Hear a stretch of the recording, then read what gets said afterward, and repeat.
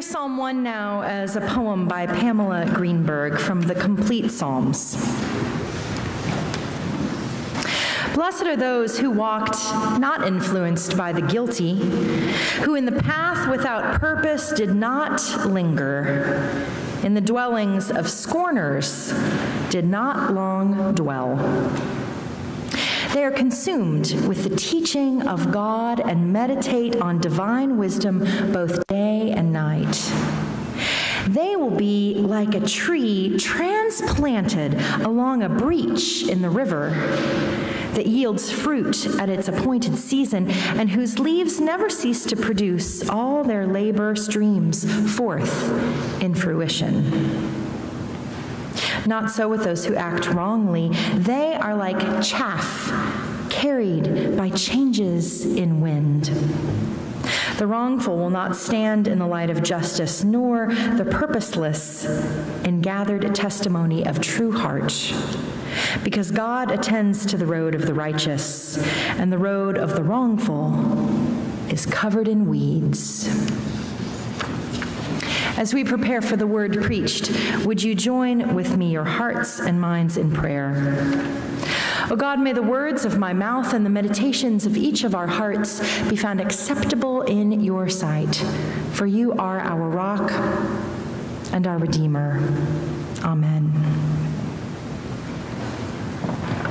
If you walk along the shore path on Lake Geneva from the place where my husband, David, grew up, to the place where his father, Don, grew up, down that stony path, past bright orange daylilies and old-time zinnias, past a tree so fragrant you can't help but stop, intoxicated by its sweet perfume.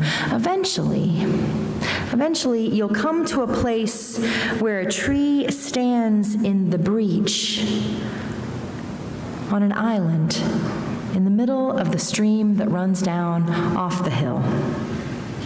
That tree anchors itself on that tiny island that's been formed. And if you've been walking around with the Psalms in your head when you come to it, you'll see it clear as day. Right there, the metaphor come to life in front of you. Happy are those who do not follow the advice of the wicked, or take the path that sinners tread, or sit in the seat of scoffers. Their delight is in the law of the Lord. They are like trees planted by streams of water, which yield their fruit in its season, and their leaves do not wither. In all they do, they prosper. That tree, it really exists there on the shores of Lake Geneva on this tiny island in the middle of a stream. You can see a picture of it, a little video actually. I posted it on our Facebook page last week. The Psalms, found in the Hebrew Bible, the original testament of our Christian Bible, are a collection of poetic hymns or songs written throughout Israel's history, and they're arranged in 5 separate books, 5 books analogous to the 5 books of the Torah.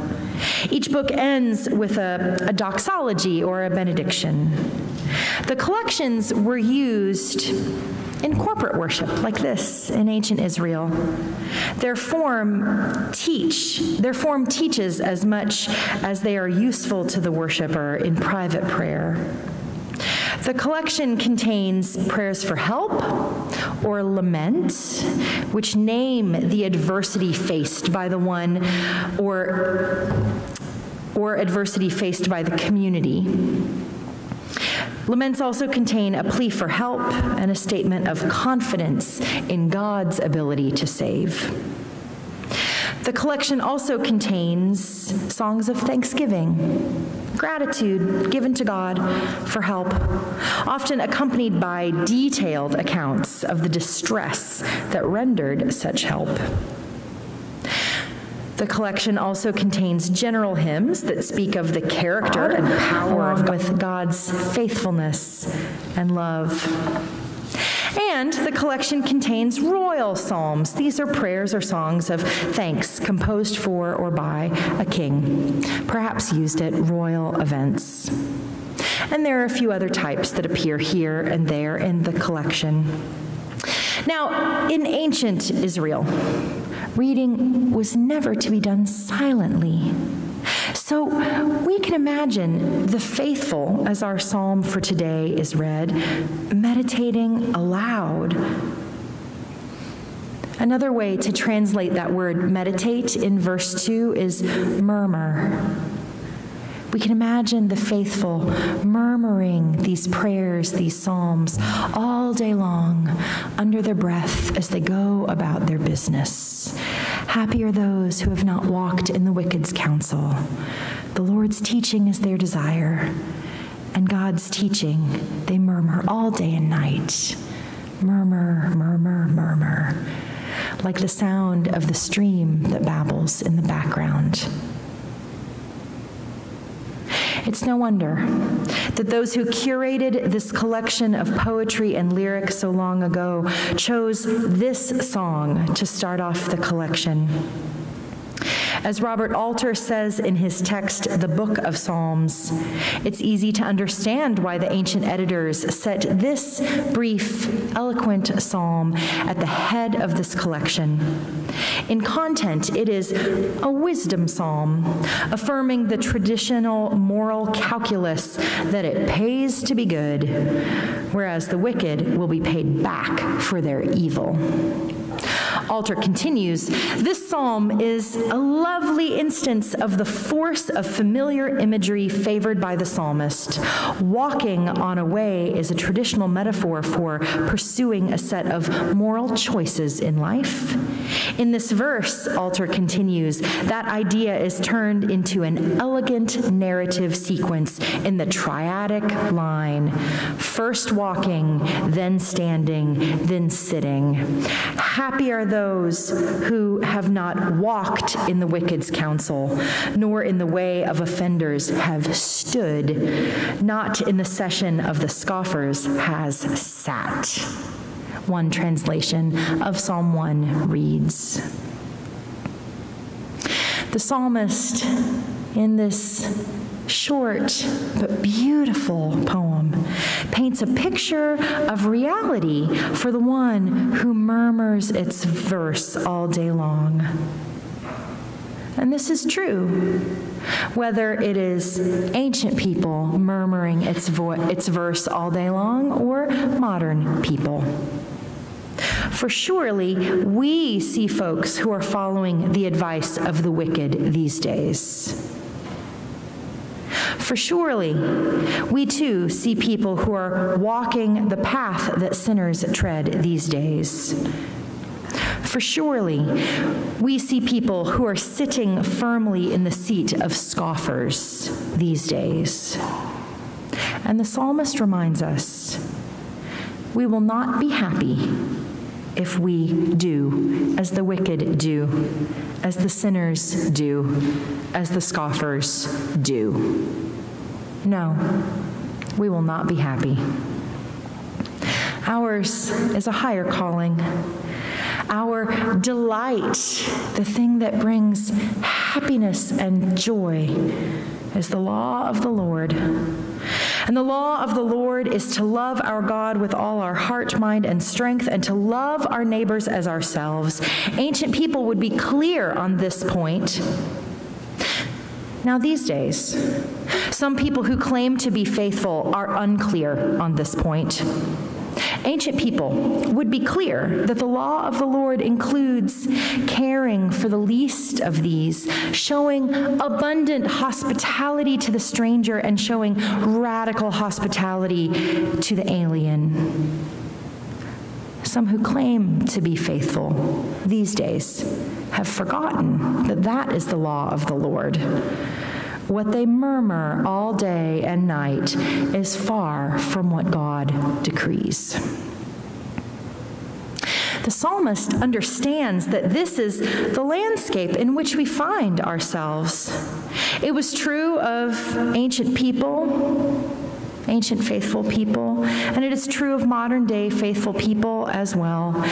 This is the picture painted for us by the psalmist, the picture of the reality in which the ones who pray its verse find themselves.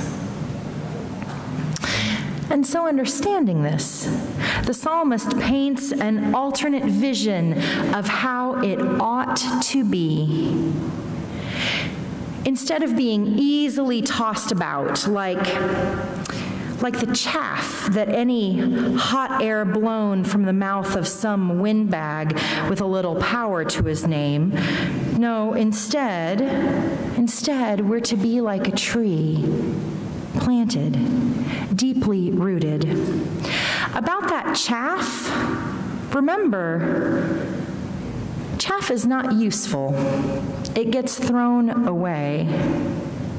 Don't think that you are useful to anyone blowing hot air. You won't be. You aren't.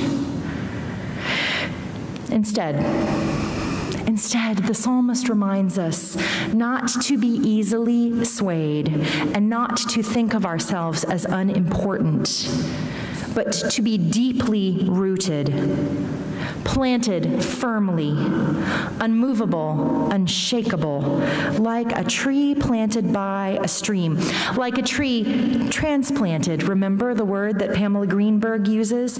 Transplanted along a breach in the river. I wonder, thinking about that tiny island that is there in the split of the stream, I wonder if that island could have survived without the rootedness of the tree that lives on that island. Sometimes it is our rootedness that provides stability for people who find themselves caught in the breach. We're invited to pray, not only individually, but together, murmuring this declaration of how it ought to be. We shall prosper, not wither. And perhaps most importantly, we shall not stand alone for ourselves. Notice that this tree is not ornamental. It produces sustenance. It produces nourishment. It produces fruit. This is the way of wisdom, friends. What is wise as we walk among the wicked? What is wise as we stand among the sinners? What is wise as we sit amid those who scoff and scorn all day long is to be like a tree planted near water. And water in the ancient world, in the semi-arid climate in which these ancient poems were writ, was the standard metaphor for abundance, fruitfulness, success, and blessing. Remember, water means blessing. These days, with the flood of bad news and the flood of propaganda and the flood of misinformation in which we drown daily, we are, as the country song goes, standing knee-deep in a river and dying of thirst. So what would it be like to flip the script? That's my question for today. What would it be like for us to use the Psalms as they were intended to be used, something that anchors us in individual and corporate prayer, something that murmurs from our mouths all day and all night, something so familiar to us that whenever we are walking out in the world, we can see these images of the way of God pop up before our very eyes. What would it be like if we prayed the Psalms every morning? What would happen to your daily existence if you walked around with the Psalms in your head? My colleague and friend and author, Molly Finney Baskett, keeps the Oramus Bible browser open on her phone so that when she wakes up every morning, instead of reading the news, she reads from the ancient scriptures daily. It's the thing that frames her day. Well, friends, I want to invite you to do the same thing. Whether it is that you open up a Bible browser on your phone or you take your paper Bible. I know some of us actually have those still in this age of digital readers. Whether you take a screen or an actual book, I want to invite you to put that someplace where you will grab it first thing in the morning. Maybe by your bedside, maybe at your kitchen table, and to read the psalm for this week in our sermon series every morning. What would happen as you go out to walk among the wicked, as the psalmist says? What would happen if you envisioned yourself as a tree planted by streams of water, deeply rooted and blessed? How would it change your vision instead of feeling tossed about like chaff, to be planted in the breach and producing fruit? That's your assignment for this week. I pray this day that God will help us to open our hearts and our spirits and our minds to the way in which God envisions this world as a garden planted and deeply rooted, producing and blessing others as we go. May it be so. Amen.